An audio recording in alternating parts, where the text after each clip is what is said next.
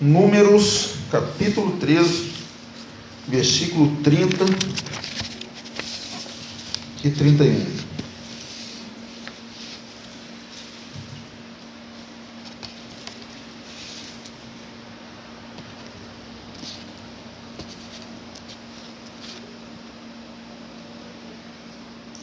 Diz assim a palavra do Senhor.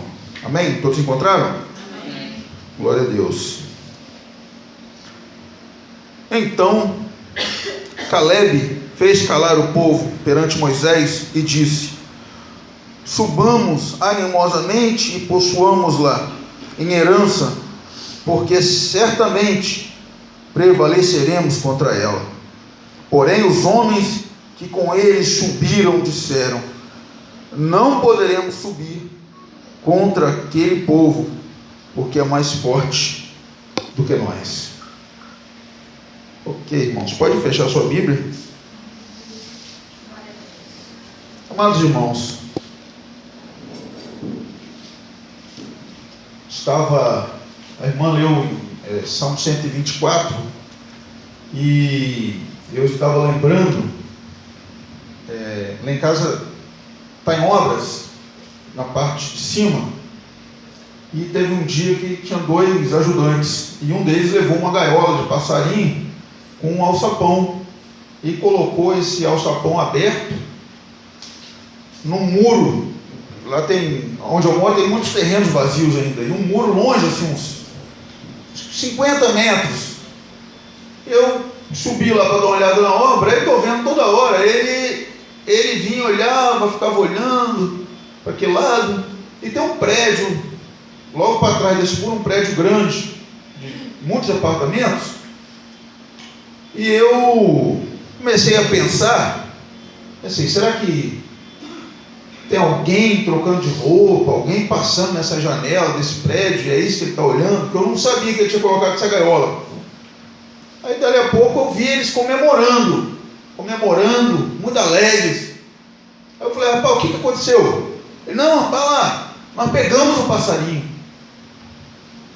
Aí um desceu e foi lá tirar a gaiola do lugar para ver que passarinho que era e tal.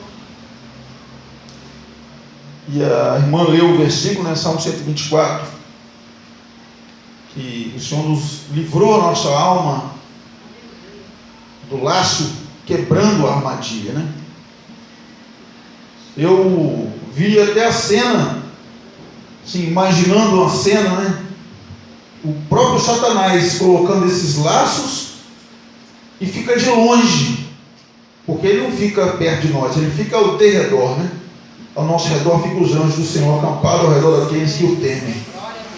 Mas ele fica ali de longe olhando.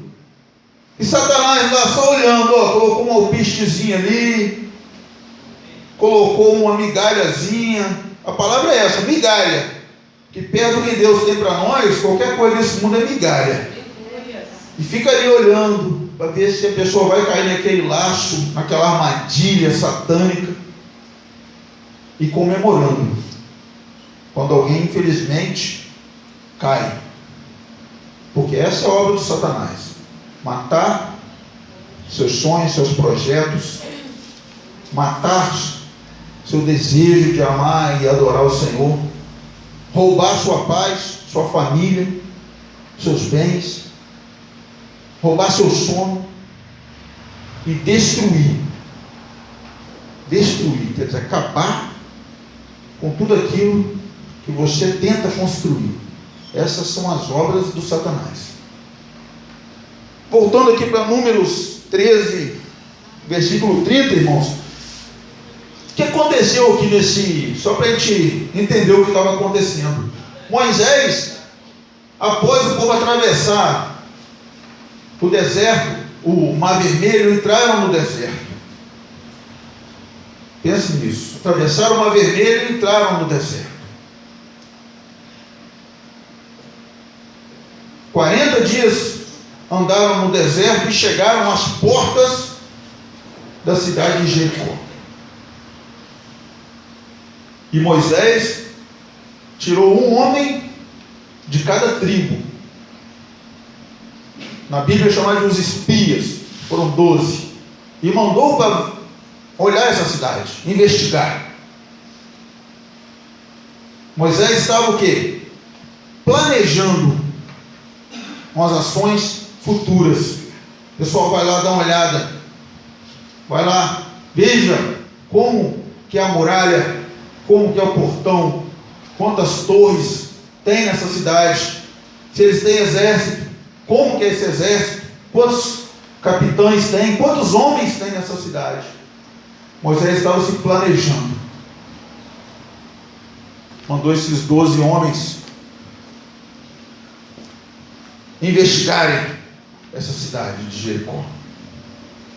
E esses homens, depois de alguns dias nesta cidade, retornam para o acampamento no deserto. E dos 12, 10 voltaram acreditando que não era possível tomar aquela cidade.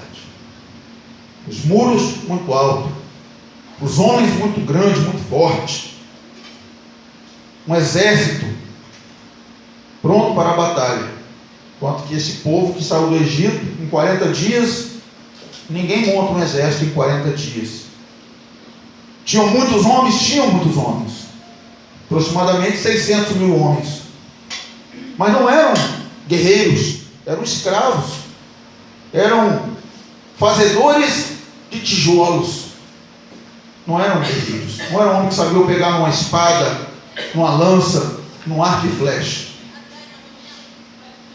E foi pensando nisso que esses 10 homens voltaram temerosos, porque viram um exército lá montado, com seus capitães, com seus generais, com seus arcos, com suas lanças, com suas espadas, seus escudos de bronze, armaduras, e olharam para as suas forças e viram um monte de escravos esfarrapados,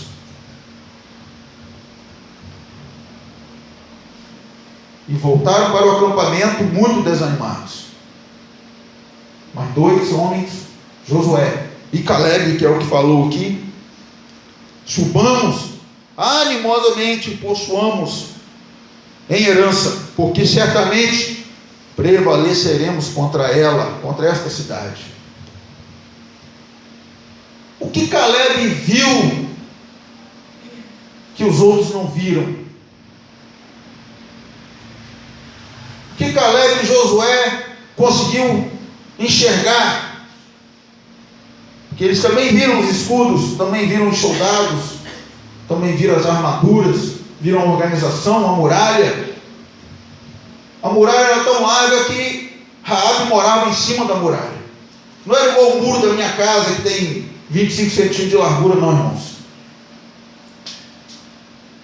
O muro de Jericó, segundo historiadores, tinha no mínimo 6 metros de largura. No mínimo. Então era um muro que não dava para derrubar com tronco de árvore, com chute. Não tinha como. Mas Caleb e Josué viram alguma coisa que os outros 10 homens não viram. E o que aconteceu? Esses 10 homens conseguiram de alguma maneira inflamar esse povo, influenciar, para que eles não fossem tomar essa cidade.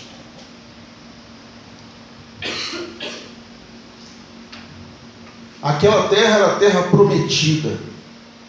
Prometida não por Moisés. Não era uma terra prometida por Faraó. Não era uma terra prometida por Abraão. Era uma terra prometida por Deus. É Deus que prometeu. Deus que prometeu. E quando Deus promete, Ele cumpre as suas promessas. Se você tem promessas de Deus, aguarde pacientemente. Não olhe para as suas forças, não olhe para o lado, não olhe para as dificuldades, para o tamanho da muralha, para o tamanho do inimigo. Não olhe. Não olhe para os 10 que estão dizendo que não é possível. Não olhe para a multidão. Não olhe para a multidão. Essa semana eu falei com meus filhos lá em casa, a multidão, 99% das vezes, está enganada. A multidão geralmente está enganada. Por quê? Porque a multidão, irmãos, é massa de manobra. A multidão, geralmente uma pessoa fala alguma coisa, porque nós abrimos o culto hoje falando disso, um conselho mau. A pessoa dá um mau conselho, ele não entende nada, mas as pessoas não perguntam, será que esse camarada é especialista? Não, já começa a usar aquela frase como sendo uma verdade. Você não vai conseguir, é isso que a multidão diz. Não, isso não é possível. Não, não tem como. Nunca ninguém fez isso. Outro dia eu estava ouvindo uma editora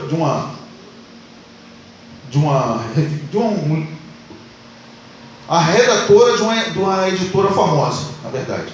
E ela dizendo, no Brasil não tem nenhum escritor que estudou todos os anos da sua vida em escola pública. Não tem nenhum escritor do Brasil que estudou em escola pública. Eu ouvi aquilo, eu estudei minha vida toda em escola pública. Tenho um projeto de ser escritor. E eu ouvi aquela mulher falando isso na entrevista. Poderia ficar abatido. Mas não, eu falei, glória a Deus. Então não é na minha capacidade, não é na sua capacidade. O que ela estava dizendo ali, você não é capaz. É isso que ela estava dizendo, sem me conhecer. Você não é capaz. Mas Deus é. Você não pode chegar lá, mas Deus pode te colocar lá. As pessoas vão querer matar o seu sonho, vai querer matar os seus projetos. Isso é normal. Aqui, irmão, não tinha inimigo não, era tudo irmãos, era cada um de uma tribo, era tudo filho de Jacó, tudo filho de Isaac, tudo filho de Abraão. Eram os próprios da dentro da casa que não acreditavam em si mesmos. Olhava para o lado, não, eu até que sou forte sem lutar, mas olha esse monte de gente fraco aqui. É assim. Não, se fosse comigo dava certo, mas com você não vai dar não. Nem sempre são os de fora, às vezes é o da sua própria casa que vão lutar contra você. E eles tentaram matar os sonhos desse homem, desse povo. Tentaram denegrir a imagem de Deus, porque foi Deus que prometeu. Mas Caleb não aceitou essas palavras. Vamos, subamos animosamente, vamos alegres, que nós vamos conquistar. E eu falei com meus filhos, né? Mostrei lá a entrevista, né, que era no YouTube. Aí mostrei lá, coloquei, falei, olha essa entrevista dessa mulher aí. Aí eles ouviram, aí ela, né, voltei lá, ela falou, no Brasil não tem nenhum que estudou em escola pública. Aí os dois viraram e falaram, pai, então você vai ser o primeiro. Falei, glória a Deus. Glória a Deus. Tem que ter fé para alcançar seu sonho. Tem que ter fé. Não é nas suas forças. Não adianta. Você pode se esforçar. Não é para desistir.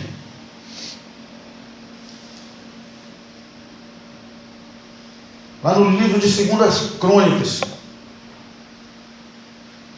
diz assim o Senhor: esforçai-vos e não desfaleçam as vossas mãos, porque a vossa obra tem uma recompensa. Esforçai-vos. Deus que vai fazer.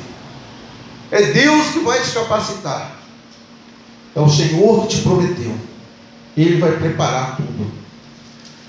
Mas esforça-te.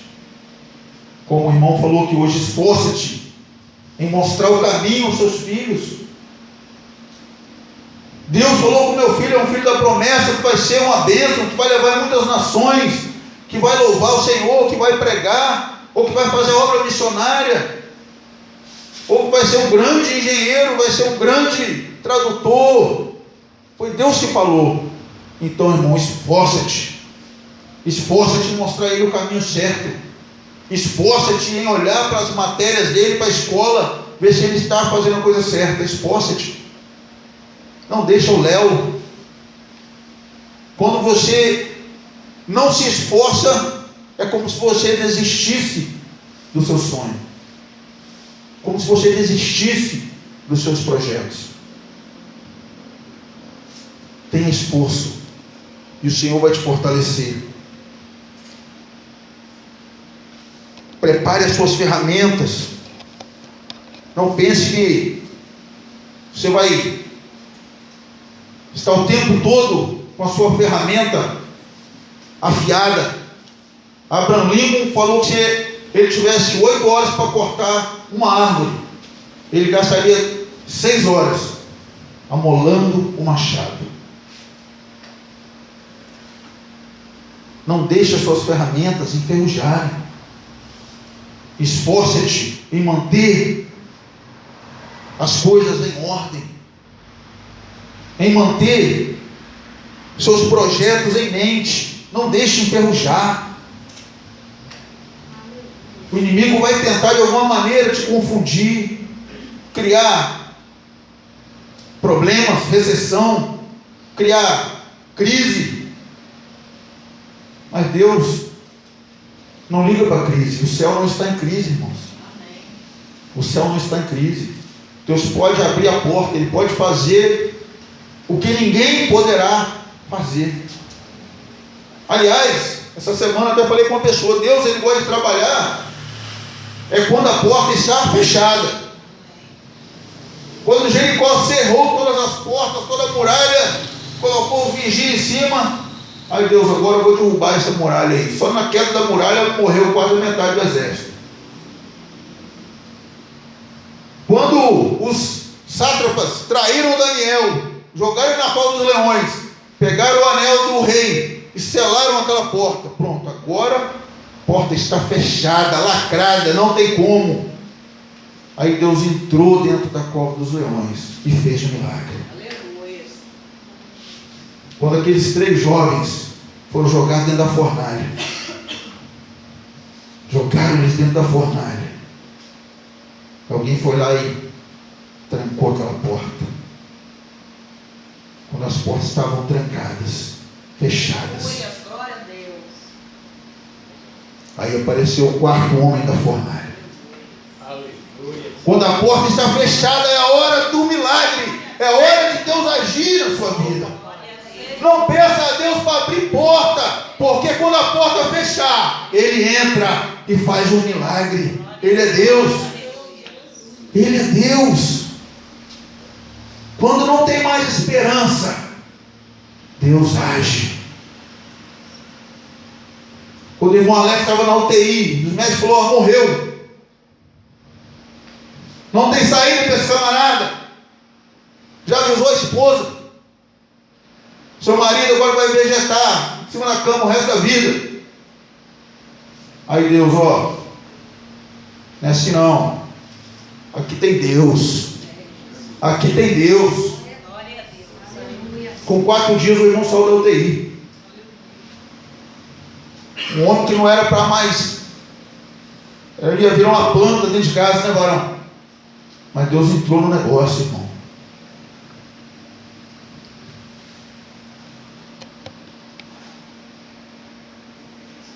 Há uns 14 anos, mais ou menos, minha filha está com 14 anos, tem uns 14 anos que aconteceu.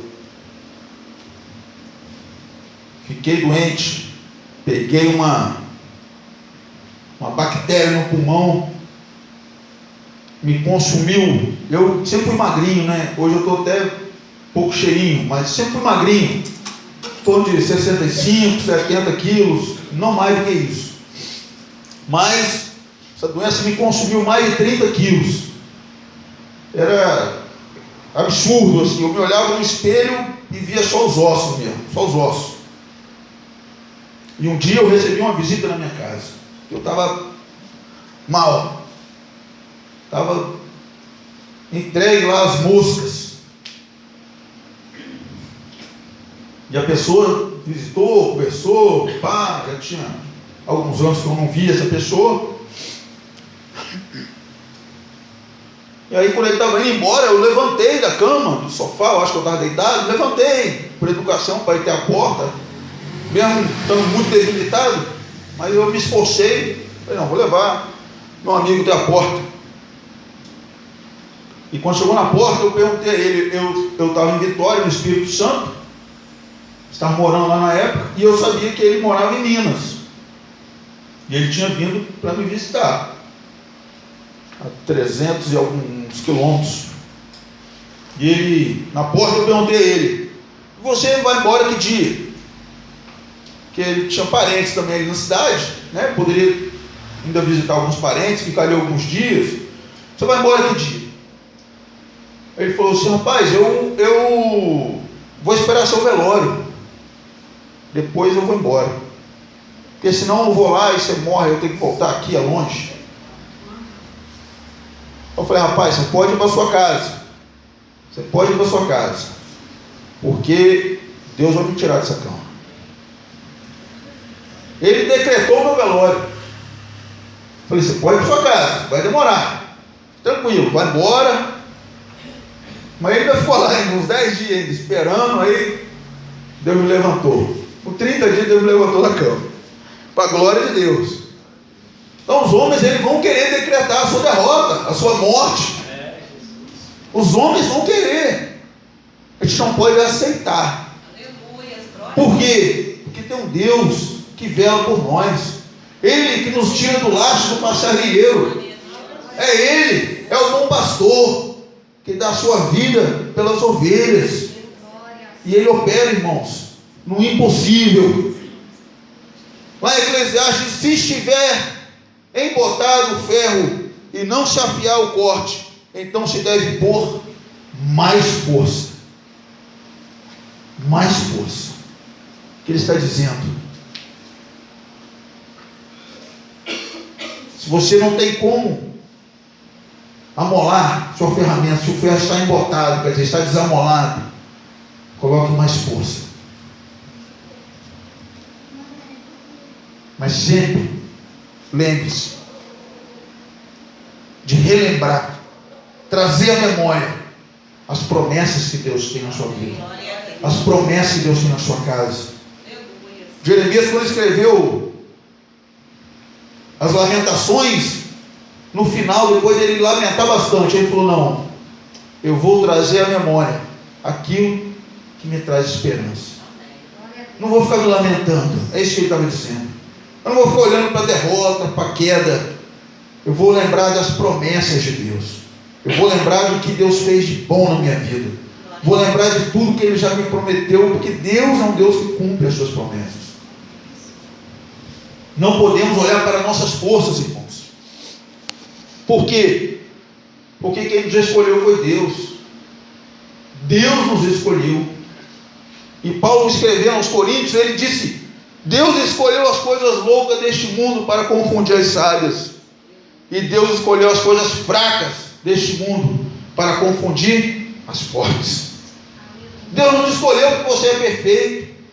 Deus não te escolheu porque você é forte. Nem porque você é muito inteligente. Nem porque você é sábio. Nem porque você é rico. Não. Pelo contrário.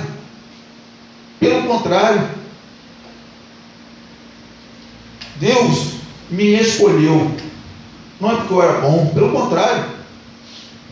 Porque eu era o pior da minha casa.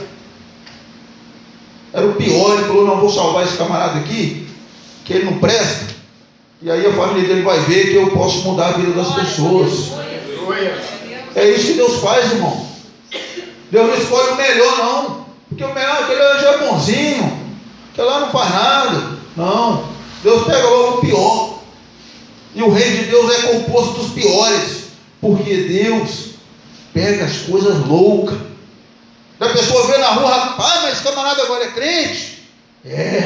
Para a glória de Deus, para a glória de Deus, porque Ele que me escolheu, é Ele que me prometeu, é Ele que vai salvar minha casa, minha família. Não é a força do homem, não é o que as pessoas acham. Não ligue para o que as pessoas acham, continue crendo nas promessas de Deus, porque é Ele que escolheu. Como ele disse para Jeremias: eu te escolhi no ventre, antes de você entrar no ventre eu já te escolhi. É o nosso Deus, é o nosso Deus. E ainda lá em 2 Coríntios, Deus falando com Paulo passando por tribulação. Como disse Paulo, o apóstolo estava com um espinho na carne. Ele disse que todo dia alguém lhe esbofeteava. Todo dia alguém ia lá e batia nele, esbofeteava. Já aconteceu isso, irmão? Aconteceu isso? Olha lá que já, hein?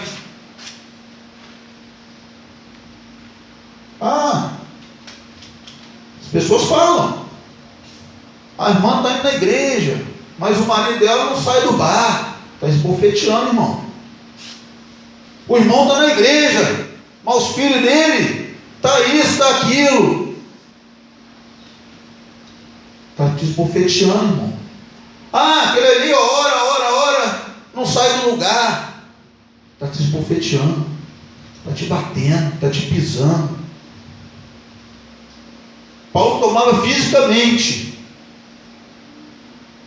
mas muitas vezes as pessoas não têm coragem de falar na sua cara o que pensam, e aí falam por trás.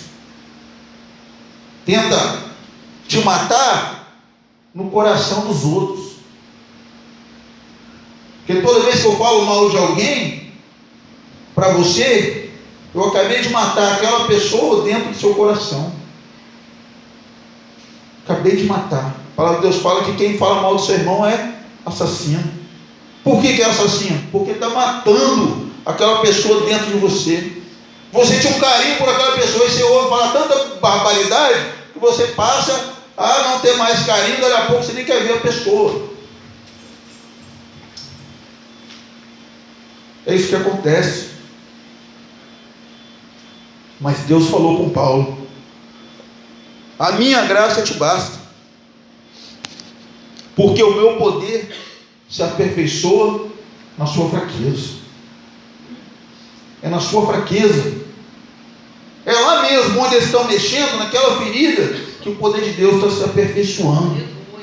É lá, é aquela ferida ali, é aquela bofetada, que você, quando vai orar, lembra: Senhor, olha essa pessoa, Senhor, olha a minha necessidade, Senhor, olha a minha alma, Senhor, perdoa, Senhor,